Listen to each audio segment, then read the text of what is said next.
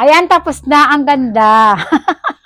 Actually, mga Mima sir, eto, pang kitchen yan. Meron kasi kami neto sa kitchen namin. Naisip ko na, bilik na ako, ilalagay ko sa kwarto namin para yung mga ganito namin, no, para nakalagay dyan, naka-organize. Kasi nagtutumbahan yan, nandun lang sa ibaba ng Durabox namin. Sabi ko, bili ako para ano, ganyan. So, ayan. Ayan na siya, ang ganda.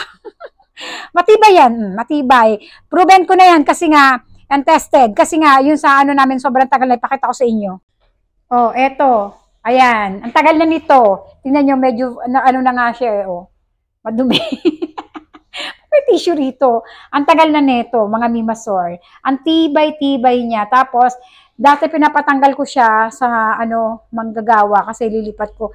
Hindi niya na matanggal yung pinakasabitan niya kasi nga, sobrang kapit daw. Kapag sa tiles mo nilagay, sobrang kapit niya. Pero yun doon sa, ano, sa kwarto namin, pinaano ko yun, pinadrill ko yun para, ano, mas matibay siya.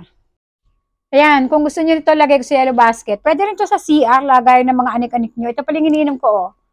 Vitafix Lumifix, dalawa siya. Pag bumibili kasi ako, dalawahan niya. Ito yung collagen na iniinom ko.